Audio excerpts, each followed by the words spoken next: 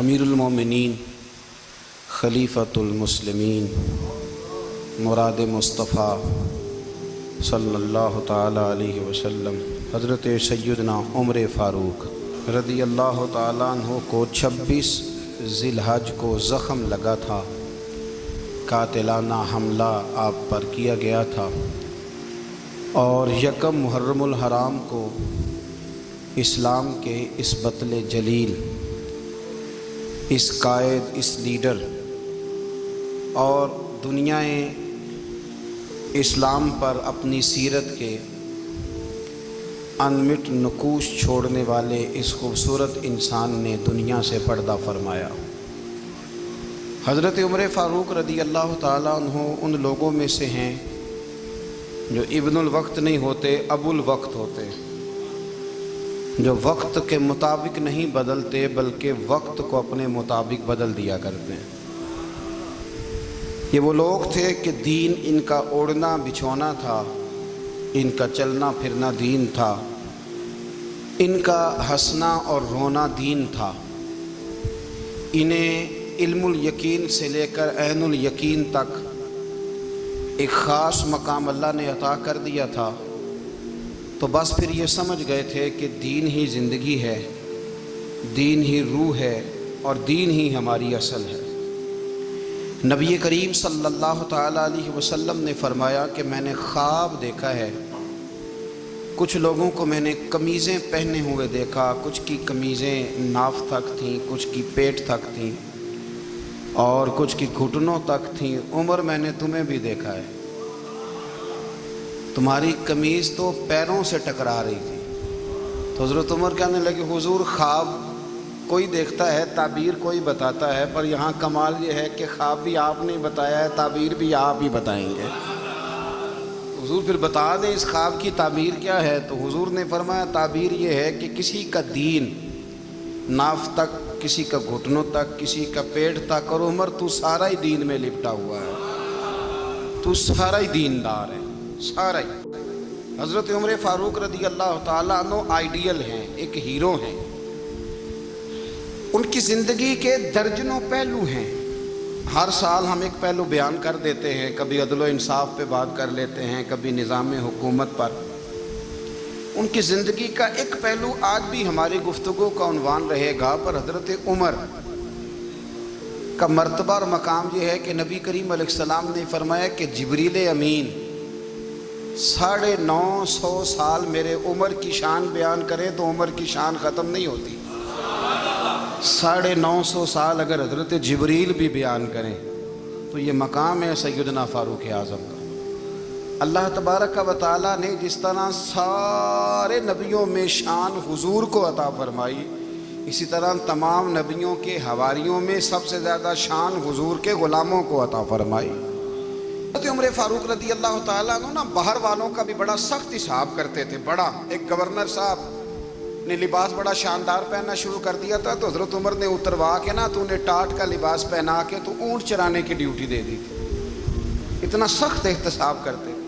کسائی کی دکان پر بھی 1-2 گھنٹے کھڑے ہوتے تھے۔ جو آدمی مسلسل 2 دن گوشت خریدتا تھا نا، فرماتے تھے اس کا ٹیکس بڑھا دو، لوگوں کو دال نہیں مل رہی اور یہ روز گوشت کھاتا ہے۔ حضرت فاروق اعظم اس کو جزیہ کہا جاتا تھا، یا کچھ اور معاملات ہوتے تو بڑھا دیتے تھے۔ مسلسل جو 2 دن آدمی گوشت کھاتا تھا، فرماتے تھے مدینے میں غربت ہے، اگر یہ والا نظام تم کرو گے تو غریب لوگ کس کی طرف دیکھیں گے۔ لیکن اس سے زیادہ بڑھ کر جو ان کی زندگی کا معیار اور سٹیٹس تھا وہ یہ تھا کہ اپنے گھر کا خاص خیال رکھتے، خاص توجہ کرتے۔ ملک شام سے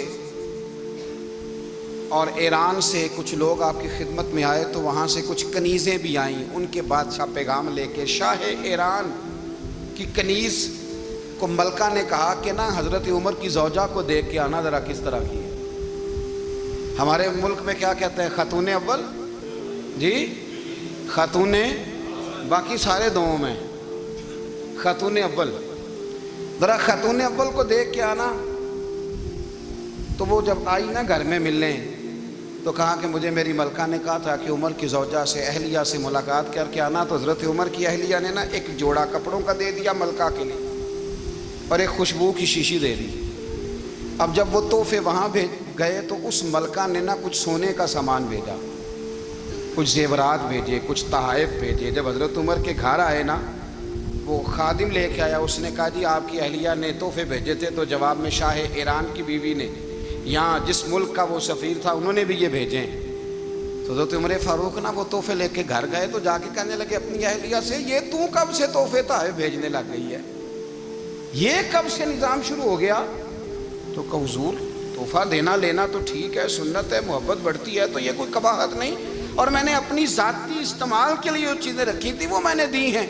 تو حضرت عمر فاروق رضی اللہ تعالیٰ عنہ فرمانے لگے ہم نے کسی ملک کے ساتھ اور اس کے بادشاہ کے ساتھ ذاتی تعلق نہیں بنانا، تعلق جو بھی بنے گا رسول اللہ کے دین کی برکت سے بنے گا، ذاتی رشتے نہیں ہم نے قائم کرنے، ذاتی۔ حضرت عمر فاروق رضی اللہ تعالیٰ عنہ نے اپنی اہلیہ سے پوچھا کتنے کا تھا وہ تیرا جوڑا اور خوشبو کی شیشی؟ انہوں نے کہا 3 دینار کی۔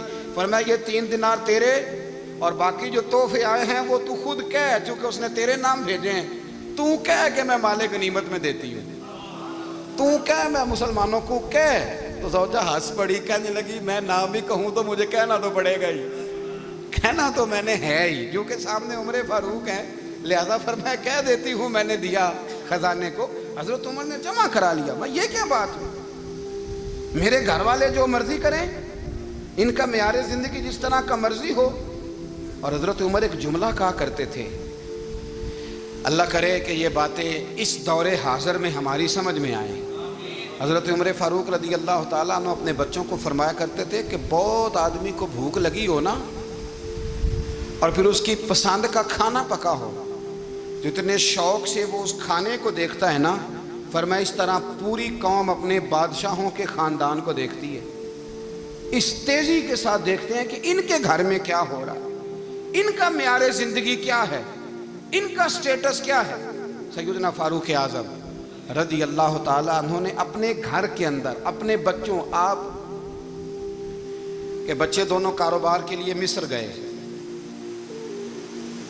تو وہاں کے گورنر صاحب نے لوگوں سے، ایک بہت بڑا قافلہ گیا مدینے سے مصر تجارت کے لیے، جاتے ہیں نا آج بھی قافلے کئی ملکوں میں، تو یہ گئے تجارت کے لیے۔ تو حضرت عبداللہ ابن عمر، حضرت عبید اللہ ابن عمر، حضرت عمر کے دونوں بیٹے گئے، جناب عمر فاروق کے بچے جب وہاں پہنچے تو مصر کے گورنر نے نا لوگوں کو تعارف کرایا کہ یہ عمر فاروق کے بیٹے ہیں۔ لوگوں نے ان سے زیادہ مال خریدا، تجارت میں زیادہ نفع ہوا، ظاہر ہے کہ وہ آپ کے جو اللہ خیر کرے حکمران ہیں، ان کے کاروبار کتنے ملکوں میں ہیں، کس بنیاد پر ہیں؟ وہ صرف اس بنیاد پر کہ وہ حکمران رہے، ان کے لیے آسان تھا بڑے لوگوں سے تعلقات بنانا۔ حضرت عمر فاروق رضی اللہ تعالیٰ عنہ کے بچے ڈھیروں مال کما کے جب واپس آئے نا، تو حضرت عمر سے آ کے بچوں نے بطور محبت کا، ابا جی اللہ نے بڑا ہی فضل کیا ہے، بڑا مال کمایا الحمدللہ، یہ دیکھیں کتنا نوازا ہے۔ تو حضرت عمر کہنے لگے سارے قافلے نے اتنا ہی کمایا ہے، سارے قافلے نے اتنا ہی کمایا ہے؟ کہ حضور نہیں، سارے قافلے نے اتنا نہیں کمایا، سب کو اتنا نہیں ملا، وہ تو وہاں گورنر صاحب نے لوگوں کو تعارف کرایا تھا کہ یہ عمر کے بچے ہیں، تو لوگوں نے پھر ہم سے بڑا ہی خریدا۔